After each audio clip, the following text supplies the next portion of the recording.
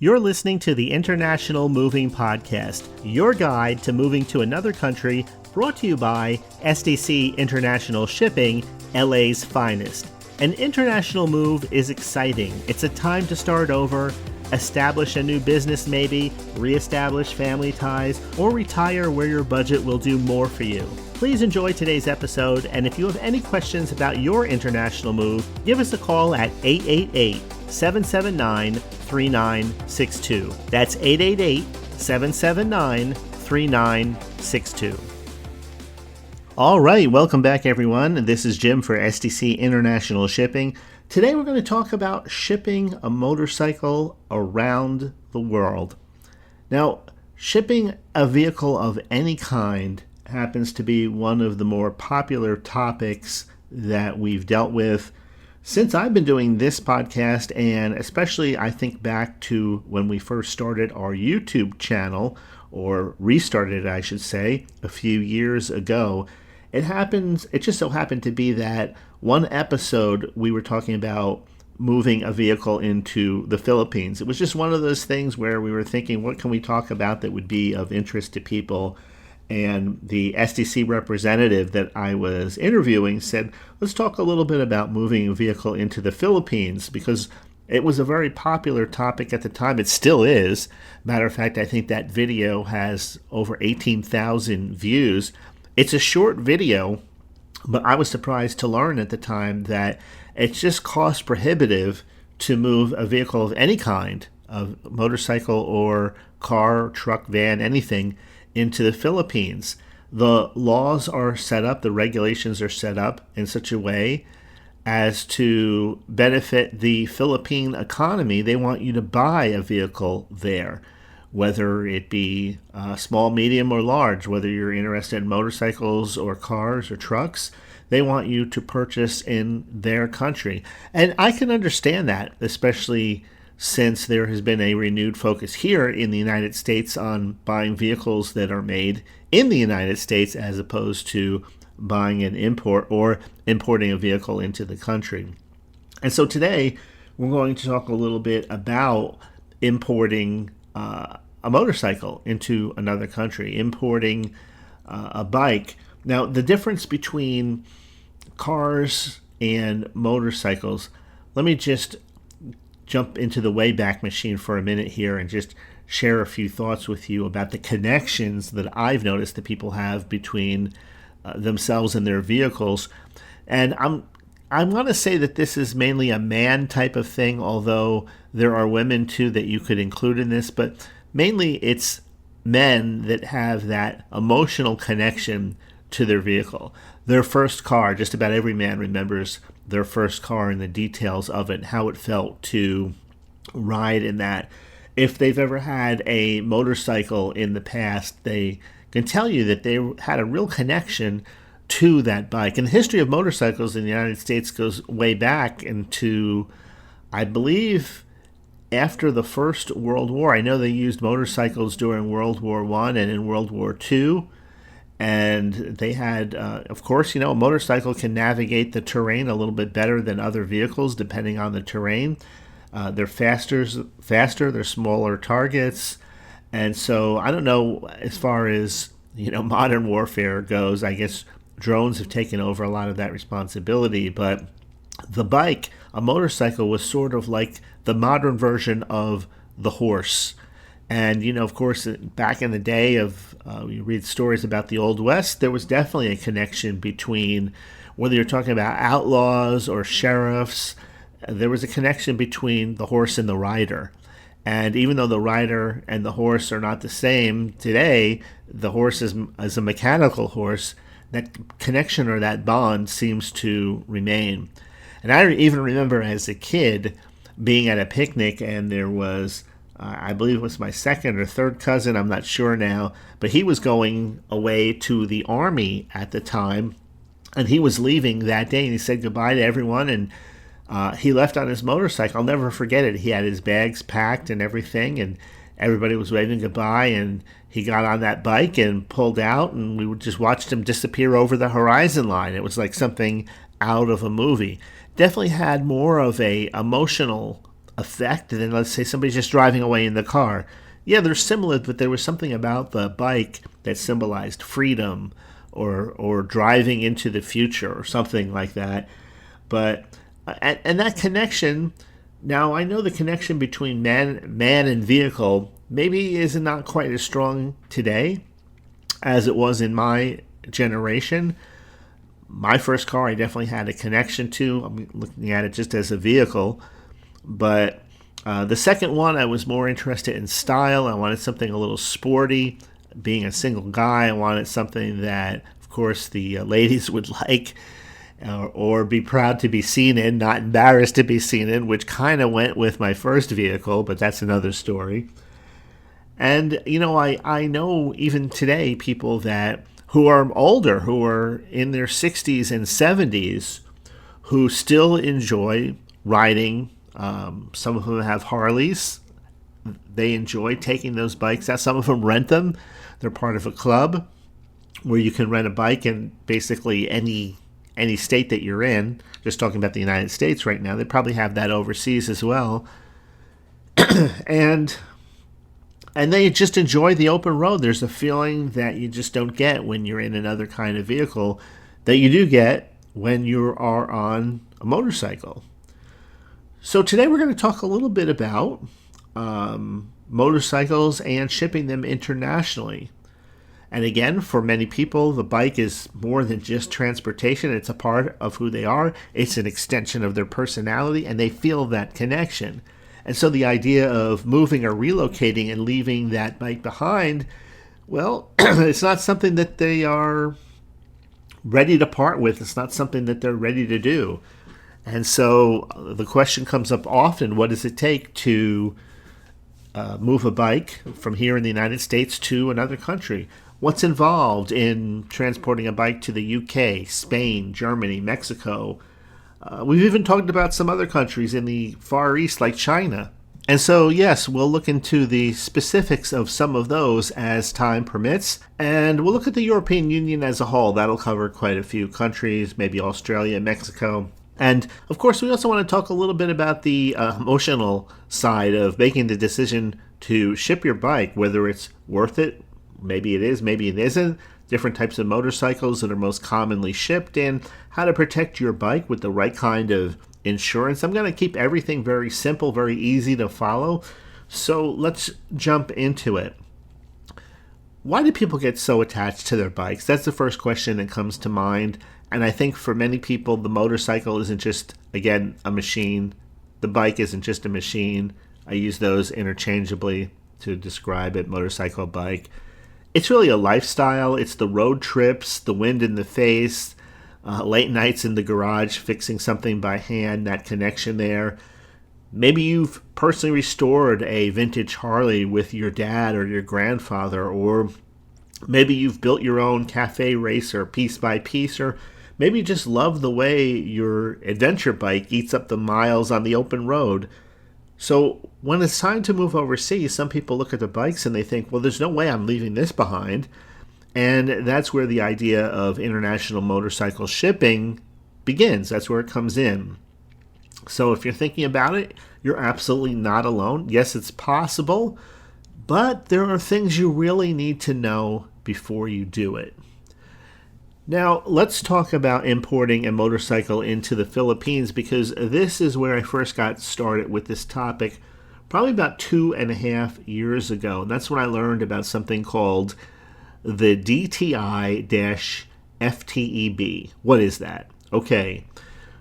Now, people will tell you, you'll hear this a lot, you can't ship a motorcycle, or a vehicle of any kind, really, into the Philippines unless you're a diplomat. Now, while that's not entirely true, it's close. In order to bring a used motorcycle into the Philippines, you need something called a Certificate of Authority to Import, or CAI in short. And this document is issued by something called the Fair Trade Enforcement Bureau, which is a division of the Department of Trade and Industry. So when we say DTI-FTEB, what we're actually talking about is a government office in the Philippines that decides who can legally import a used vehicle, including motorcycles. Now, to qualify, you have to meet some very specific criteria. For example, if you're a returning resident, a dual citizen, or someone who's part of a government-approved visa program, you might be eligible. But even then, you need to have owned the bike for at least 6 months, and it must meet the current environmental and safety standards. Now, you may think, well, that's fairly easy, but it doesn't end there. You'll also need to provide paperwork proving that the motorcycle is in your name, along with documentation showing that it's roadworthy and meets emission standards. And yes, the import taxes can run very high, often reaching up to 100% of the value of the bike or more once everything is added up. And so basically it's like buying it all over again, except you're paying more for it and it's still used. So this is where things don't make sense. And I haven't seen it with bikes, but I've seen it with vehicles where it's almost like paying what you paid for the vehicle plus another 50% on top of that. It just doesn't make logical sense. And the laws are created for a reason. In other words, it's not a mystery to them that the fees are what they are.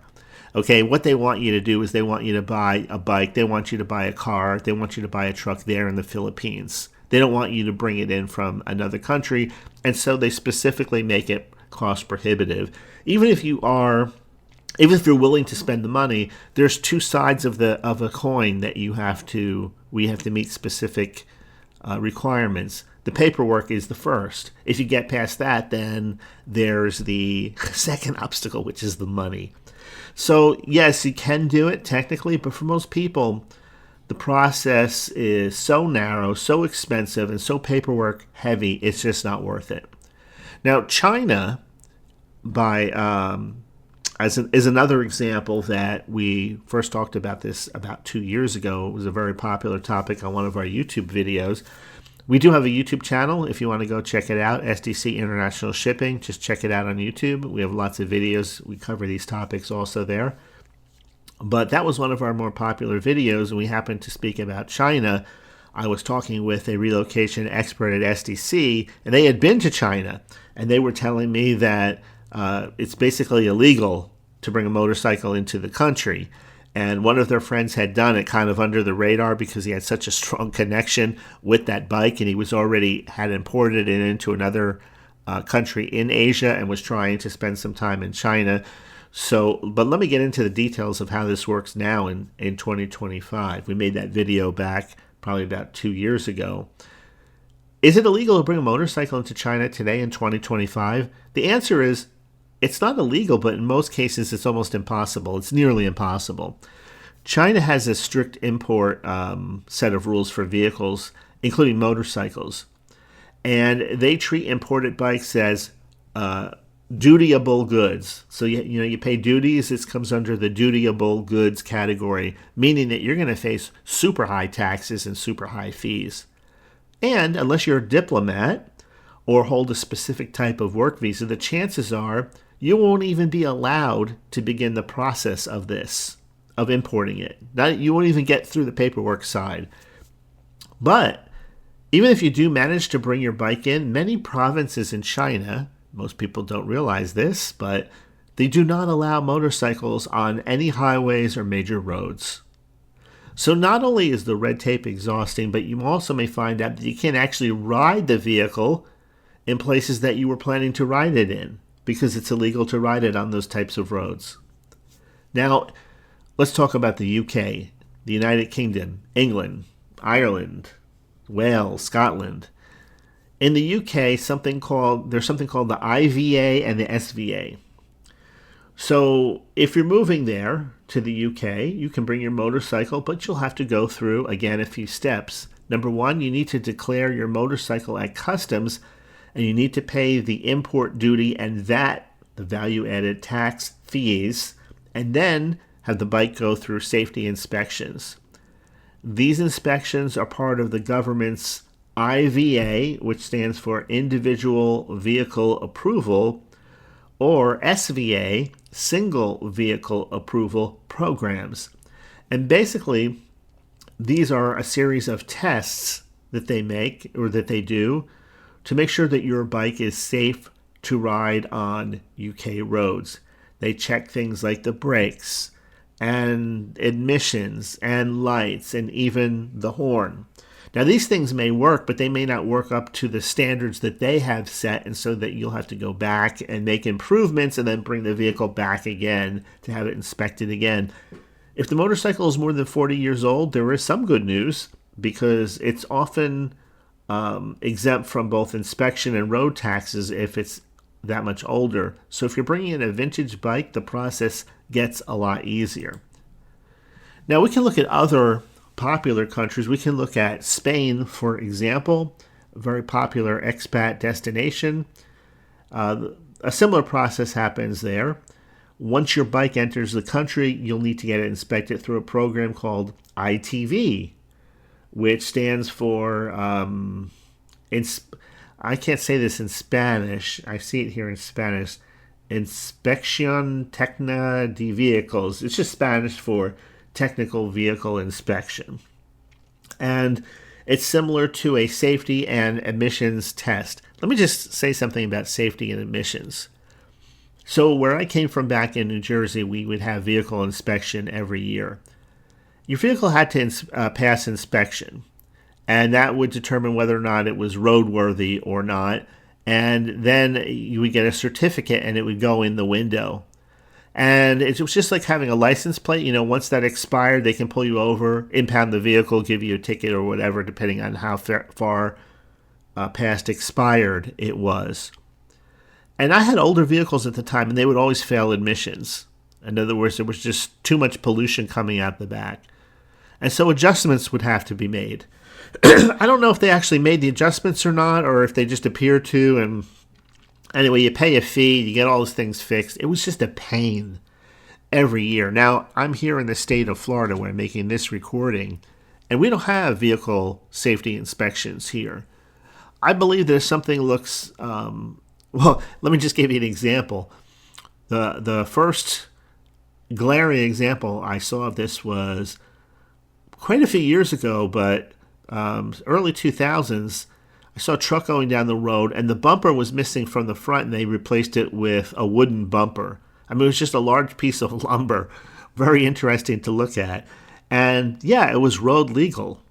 So that would have never passed in where I came from, back in New Jersey. But so safety and emissions were, in my opinion, just another way for the state to make some more money.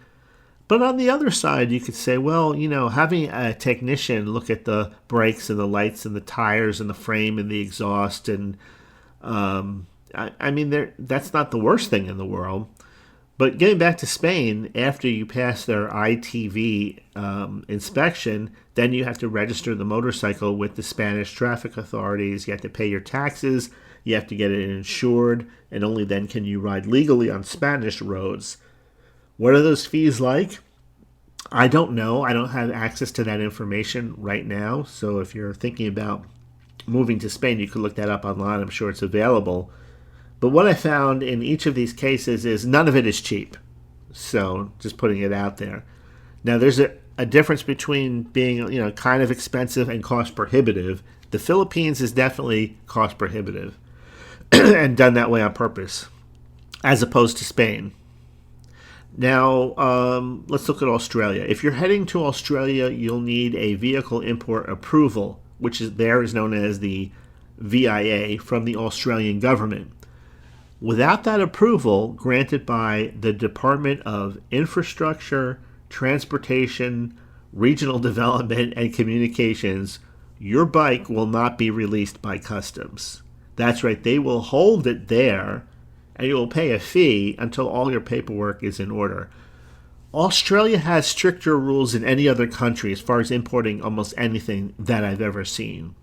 And that's why when you're moving to countries like Australia, you want to work with a reputable international moving company, a company like SDC International Shipping, where we actually have a website beyond our main website, which is at sdcinternationalshipping.com.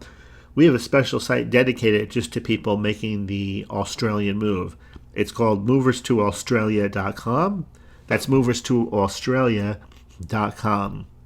And they are strict, from having the I's dotted and the T's crossed and other things above and beyond that. They are the strictest that I have seen yet. So, and then on top of what I just mentioned, having the approval granted by that organization, and until you get that approval, they're not going to release your bike from customs. You also have to show that the bike meets something called the Australian Design Rules, or the ADR, which are regulations that cover everything from vehicle safety to environmental compliance. Environmental compliance is one of those things where you got to jump through quite a few hoops. If your bike doesn't meet these standards, you'll need to have it modified or certified by a professional engineer before it's allowed on the road. Okay, now let's compare that with Mexico. Mexico's close at home, just to the south of us here in the United States. Importing a motorcycle into Mexico is much more straightforward than many of the other countries. If you're planning to stay for less than 180 days, you can apply for a temporary vehicle import permit, also known as the TVIP, a temporary vehicle import permit. It's a permit that you get at the border, and it allows you to bring your bike in without fully registering it in Mexico. If you're moving permanently, the process is more formal. You'll need to work with a customs broker in Mexico and file a document called a pedimento, which is essentially your customs declaration form. Next, you'll pay import duties and something called an IVA, which is Mexico's version of the VAT tax, the value added tax, and that tax rate is usually around 16%. But if your motorcycle was made in the US or Canada, you may actually qualify for reduced tariffs under the USMCA trade agreement.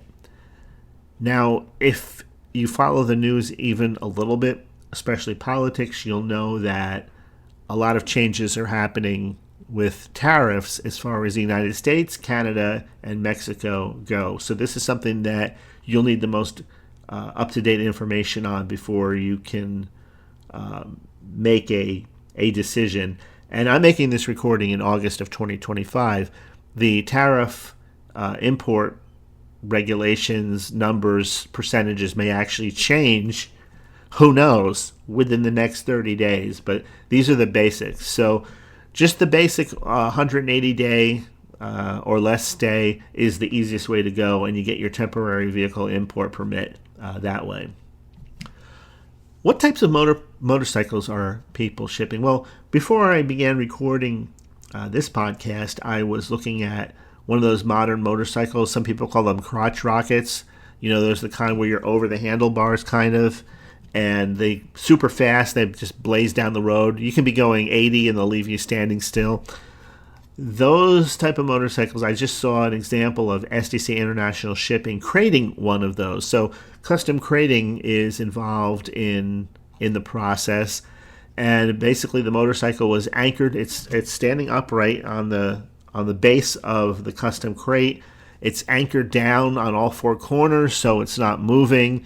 And they were building the sides around that, and then of course all of the protection would be inside it in case it shifted or anything like that. But many riders, they're shipping the modern motorcycles, the touring bikes, the adventure bikes, the sport bikes with all the high-tech features on them. And all of those need careful crating to protect the electronics and the fragile parts. Then we can look at the classics and the antiques, the vintage Hondas, the restored Triumphs, or the family heirloom Harleys. These, of course, again, require custom crating and climate-controlled containers to avoid moisture and that type of damage during shipping. There's custom builds, the cafe racers, the scramblers, the choppers, They're also frequently shipped, and these tend to be one-of-a-kind bikes, so people are extra cautious when it comes to planning out the crating, the parts inventory, and the insurance, which brings up an important topic: insurance. No matter what kind of bike that you're shipping, you're going to want to insure it for the journey.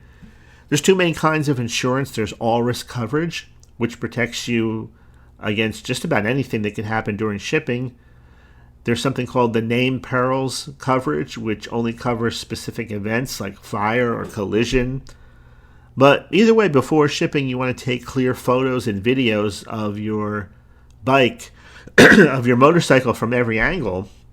And that way, if there's any damage during shipping, you'll have the proof right there. And it'll be much easier to file a claim quickly that way, because you have proof of before and after photos. So, okay, so to answer the question, shipping a motorcycle internationally, can it be done? Yes, you can ship your motorcycle internationally, but the process changes a lot depending on where you're going. So whether you need a CAI in the Philippines, a VIA in Australia, or you're navigating the IATV inspections in Spain, every country has its own hoops that you have to jump through. So if you want to take that bike with you, you are going to have to jump through some hoops. There's fewer hoops, it seems, if you're going to Mexico. And so I imagine it would be the same with other Central American countries, like even Panama, I think, probably wouldn't be as difficult. But again, you don't want to take my word for it. I'm just a disclaimer here. I didn't look up every single country. There's too many countries to look up. But if you are planning on bringing a bike, of course, you can talk to an international relocation specialist here at STC. They can give you the down low on what's going to be required on every bike. You can figure out the pricing and decide whether or not it's worth it for you to do so. And hey, I understand the emotional connection. I've had it before with some of the cars that I've owned for many years. I've traveled a lot of miles on or in a certain vehicle. There's a certain connection that can be established there. In some cases, it makes sense to put it in temporary storage if you're only going to be gone temporarily. You can leave it with a family member or friend, or, it just may make sense to sell it and buy something new when you get to your new location. All right, so I think that will do it for today's episode. Of course, again, if you need more information or would like to talk to someone who understands these topics inside out directly, you can give us a call at 877-339-0267 or visit us online at stcinternationalshipping.com. If you enjoyed this episode, be sure to share it with a friend. Share the link, send it to a friend maybe who's thinking about making a move themselves. All right, this is Jim. Thanks so much for listening. I'll see you the next time. Have a great week, and I'll talk to you later. We hope you enjoyed today's episode. Thanks for listening. Whether you're relocating within the country or moving to the other side of the world, we're here to help from start to finish. Connect with us today at 888-779-3962. That's 888-779-3962.